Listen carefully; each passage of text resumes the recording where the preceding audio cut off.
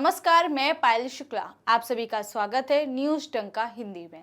नई दिल्ली में रायसीना डायलॉग के 8वें संस्करण में भाग लेने के लिए दुनिया भर के तमाम नेताओं ने शिरकत किया। इस सम्मेलन में भाग लेने के लिए गुरुवार को इटली की नई प्रधानमंत्री जियोर्गिया मेलोनी भारत पहुंची। यहां उन्होंने भारत के पीएम नरेंद्र मोदी की जमकर तारीफ की। जियोर्गिया मेलोनी ने प्रधानमंत्री नरेंद्र मोदी को एक प्रमुख विश्व नेता होने के लिए बधाई दी। उन्होंने कहा कि पीएम मोदी दुनिया भर के नेताओं में सबसे पसंदीदा है। गौरतलब है कि इटली भारत के साथ अपने रिश्तों को नए स्तर पर ले जाने को उत्सुक दिख रहा है। वहीं इसी कड़ी में एक दिन पहले ब्रिटेन के पूर्व प्रधानमंत्री टोनी ब्लेयर भी इसमें शामिल हुए। टोनी ब्लेयर ने साफ तौर पर कहा है कि भारत की स्थिति पहले से कई गुना अधिक बेहतर हुई है। इसके साथ ही उन्होंने कहा कि पिछले कुछ वर्षों में भारत में उल्लेखनीय प्रगति की गई है। अपने संबोधन में ब्रिटेन के पूर्व पीएम टोनी ब्लेयर ने कहा कि आज वास्तविकता चुनौती यह है कि बदलती भू राजनीति को कैसे समझा जाए और उस स्थिति में भारत नितांत महत्वपूर्ण है, क्योंकि पिछले कुछ वर्षों में भारत में प्रगति उल्लेखनीय रही है। वहीं इससे पहले ब्रिटिश सांसद लॉर्ड बिलीमोरिया ने 19 जनवरी को प्रधानमंत्री नरेंद्र मोदी की तारीफ की थी। उन्होंने पीएम मोदी को ग्रह पर सबसे शक्तिशाली शख्स में से एक बताया। इस दौरान उन्होंने दुनिया में बढ़ती भारत की अर्थव्यवस्था के साथ यूके के संबंधों का जिक्र किया था। लॉर्ड बिलीमोरिया ने कहा कि हर पहलू में भारत पहले से ताकतवर होता जा रहा है। हालांकि इन सबसे हटकर राहुल के उस भाषण पर ध्यान देते हैं जो उन्होंने ब्रिटेन के कैम्ब्रिज विश्वविद्यालय में दिया है। इस विश्वविद्यालय में राहुल ने वो सारी बातें कही जो भारत को कमजोर करती है और अंतर्राष्ट्रीय स्तर पर भारत को बदनाम करती है। भाषण के दौरान उन्होंने वो सारे मुद्दे उठाए जिसका सबूत उनके पास नहीं है। उन्होंने भारत की केंद्र सरकार पर बेबुनियाद आरोप लगाए हैं जिसका कोई भी सबूत उनके पास मौजूद नहीं है। हालांकि ये पहली बार नहीं है जब राहुल गांधी की विदेश धरती से केंद्र सरकार और प्रधानमंत्री नरेंद्र मोदी के खिलाफ इस तरह की टिप्पणी की गई हो। ऐसे में आइए एक नजर डालते हैं कब कब राहुल ने विदेशों में ऐसे टिप्पणियां की है। साल 2022 की बात है। राहुल गांधी तब भी लंदन में ही थे। उस दौरान भी कैम्ब्रिज यूनिवर्सिटी में उन्होंने छात्रों को संबोधित किया। इस दौरान राहुल के साथ अन्य विपक्षी नेता भी थे, जिनमें राजद की तेजस्वी यादव, मनोज झा, टीएमसी की महुआ मोइत्रा और सीपीआई के सीताराम येचुरी थे। राहुल ने इसकी एक फोटो भी शेयर की थी। राहुल ने यूनिवर्सिटी में कार्यक्रम को संबोधित करते हुए भारत की तुलना पाकिस्तान से की थी। इसके अलावा लद्दाख को यूक्रेन की तरह बताया था। राहुल ने केंद्र सरकार द्वारा सीबीआई जैसे संस्थाओं के दुरुपयोग का आरोप लगाते हुए भारत की तुलना पाकिस्तान से की थी।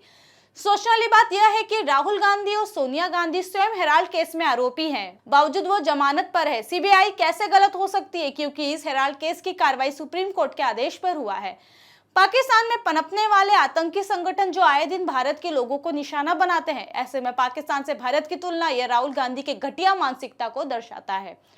वहीं कांग्रेस उपाध्यक्ष रहते हुए राहुल गांधी ने सन 2017 में अमेरिका का दौरा किया था। उस समय उन्होंने एक बयान दिया था। तब वो अमेरिका के डेमोक्रेटिक पार्टी के प्रति झुकाव रखने वाले think tank centre for American progress की ओर से आयोजित एक कार्यक्रम में शामिल हुए थे। इस दौरान उन्होंने वॉशिंगटन पोस्ट की संपादकीय टीम के साथ ऑफ द रिकॉर्ड बातचीत के दौरान भारत में असहिष्णुता बढ़ने का आरोप लगाया था। राहुल ने कहा था कि भारत में दो बड़ी समस्याएं हैं, एक असहिष्णुता और दूसरा बेरोजगारी। कहा कि ये दोनों समस्याएं भारत की राष्ट्रीय सुरक्षा और विकास के लिए चुनौती पैदा कर रही है। राहुल गांधी का यह आरोप सरासर गलत है। भारत के केंद्र सरकार की तरफ से रोजगार को लेकर कई तरह की योजनाएं लागू की गई है। वहीं वर्तमान में प्रधानमंत्री रोजगार योजना 2022 और 2023 लागू की गई। भारत सरकार प्रधानमंत्री रोजगार योजना के तहत देश के बेरोजगार युवाओं के लिए अपना रोजगार शुरू करने का सुनहरा अवसर प्रदान कर रहे हैं। जो भी इच्छुक उम्मीदवार अपना खुद का रोजगार स्थापित करना चाहते हैं, वह इस योजना के तहत लाभ ले सकते हैं और अपना रोजगार स्थापित कर सकते हैं। इस प्रधानमंत्री रोजगार योजना के तहत देश के बेरोजगार युवाओं को कम ब्याज दर पर अपना खुद का व्यवसाय शुरू करने के लिए केंद्र सरकार द्वारा विभिन्न बैंकों के माध्यम से ऋण प्रदान किया जाएगा। केंद्र सरकार की तरफ से देश के युवाओं के लिए समय समय पर रोजगार से संबंधित योजनाएं लाई जाती है। यह नीति राहुल गांधी के झूठे आरोपों पर हमला थी। मार्च 2018 में राहुल गांधी द्वारा मलेशिया में दिया गया बयान, जिसमें भारतीय समुदाय के सदस्यों के साथ बातचीत के दौरान राहुल गांधी ने प्रधानमंत्री नरेंद्र मोदी द्वारा 2016 में उच्च मूल्य के नोटों को विमुद्रीकृत करने के अचानक निर्णय पर कटाक्ष किया। बातचीत के दौरान राहुल गांधी से पूछा गया कि उन्होंने नोटबंदी को अलग तरीके से कैसे लागू किया होगा। राहुल गांधी ने दर्शकों की तालियां की गड़गड़ाहट के बीच कहा, अगर मैं प्रधानमंत्री होता और किसी ने मुझे नोटबंदी की फाइल दी होती तो उसे कूड़ेदान में फेंक देता।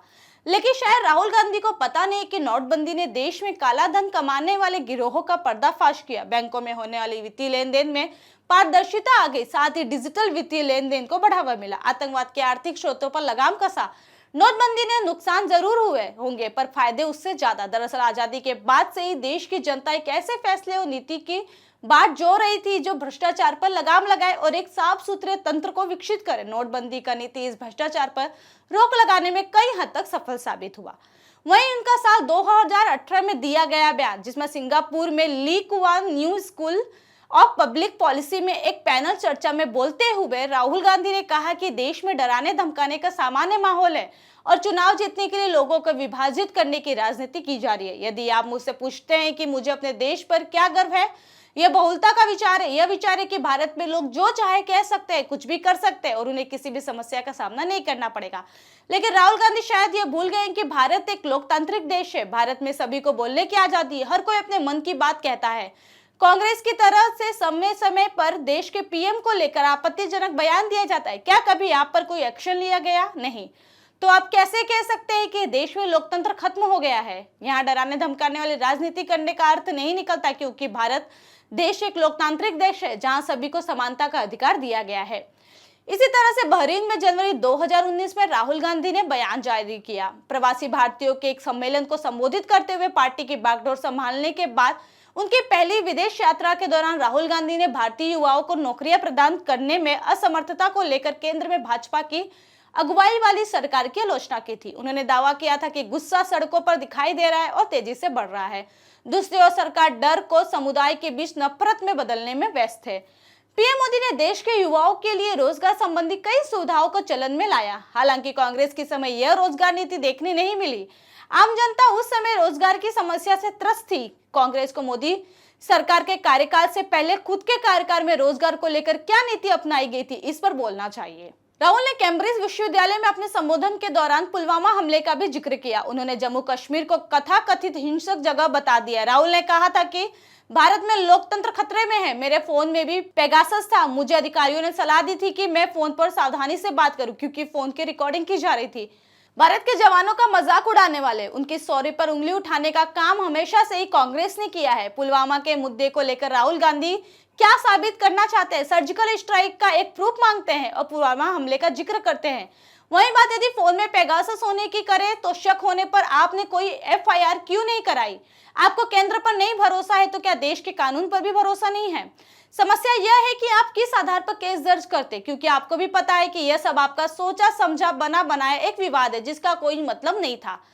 राहुल गांधी ने देश या विदेश में रहते हुए हमेशा से ही भारत को गिराने का प्रयास किया है। वो भारत को मोदी से जोड़ते हैं, लेकिन यह भूल जाते हैं कि जब भी वो देश को लेकर विवादित बयान देते हैं तो वो भारत में रहने वाले सभी भारतवासियों को बुरी तरह आहत करते हैं।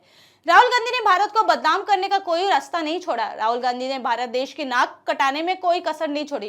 राजनीतिक खेल खेलने में इतने लीन मत हो जाइए कि देश का सही और गलत आपको पता ना चले। अपने विदेश में रह कर भारत का मजाक बनाया, लेकिन उससे ज्यादा आप खुद एक मजाक के पात्र बनकर रह गए हैं। राहुल गांधी का भारत के प्रति दिया गया विवादित बयान, इस पर जवाब भी देश में रहने वाली जनता ही आपको देगी। समय बड़ा बलवान है। आज आपने जो कुछ भी देश को लेकर कहा है उसका जवाब भी बहुत जल्द आपको सूद समेत वापस मिलेगा। जहां एक तरफ विदेश के लोग पीएम मोदी की जमकर तारीफ करते हैं तो वहीं राहुल गांधी विदेश जाकर पीएम मोदी और भारत देश की बुराई करते हैं, जो राहुल गांधी की गिरी हुई मानसिकता को दर्शाता है। कैम्ब्रिज विश्वविद्यालय में राहुल गांधी का विवादित बयान, इस पर आपकी अपनी राय क्या है, हमें कमेंट सेक्शन में जरूर बताएं। साथ ही हमारे चैनल को लाइक, सब्सक्राइब और शेयर करना ना भूलें। फिलहाल के लिए इतना ही। जल्दी एक नई जानकारी के साथ पुनः उपस्थित होंगी। तब तक के लिए मुझे दीजिए इजाजत। धन्यवाद।